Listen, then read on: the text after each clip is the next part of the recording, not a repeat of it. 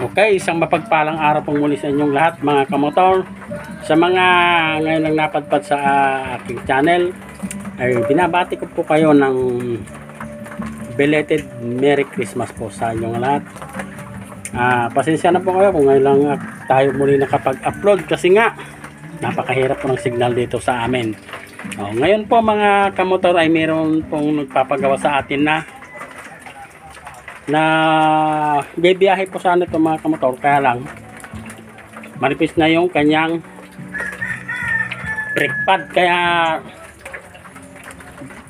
papagawa mga kamotor, sinikap nating remedyohan kasi sa layo ng bilihan ng pyesa dito sa amin wala tayong mabilihan mga kamotor. Kaya ang ginawa natin mga kamotor ay binandingan na lang natin para kahit papaano ay magamit niya tong kanyang service papunta sa kanyang trabaho. Okay, ito mga kamotor yung binanding natin. Hinihintay lang natin siyang tumigas para ikabit na natin. Okay, sa mga nagtitipid na walang mabili talaga mga kamotor na ganitong mga disc brake, pwede lang mga kamotor yung ganito, kukuha kayo yung nagtuklapan ng brake lining ng mga truck, tapos tatabasin nyo, tapos ganito ididikit nyo mga kamotor. Ayan, para naman naka-recycle na tayo, nakatipid pa tayo. Okay,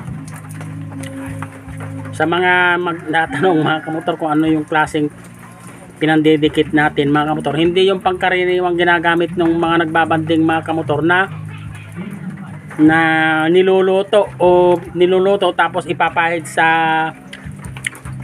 brake pad, tapos ibalakay dito sa holder niya o dito sa bakal niya. Sa atin hindi mga kamotor, ito yung isang klase ng epoxy na ginagamit sa yung pangpalit, pang masilya sa mga yate mga kamotor.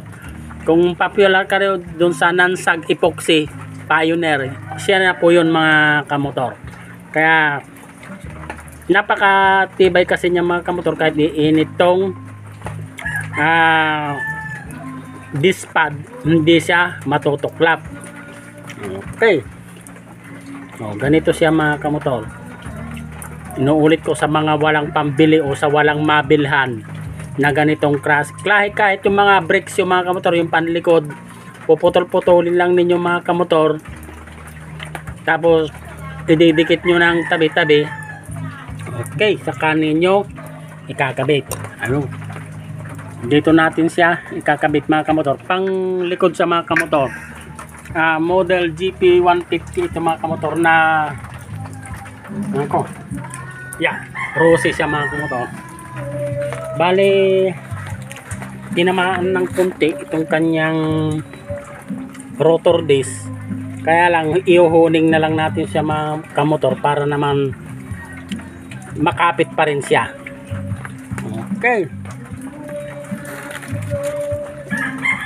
yan, hihintay lang nating medyo tumigas siya mga kamotor para maikabit na natin, para naman makauwi na yung may-ari. Yung may-ari nga pala nito mga kamotor yung bayaw ko na taga kabilang bayan. Dumayo pa dito para ipagawa nga kasi wala talagang mabilihan dito na malapit na motor shop, kaya niremedyohan na natin mga kamotor.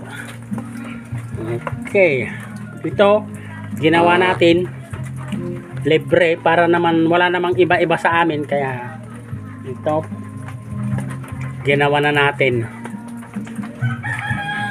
Yan, ito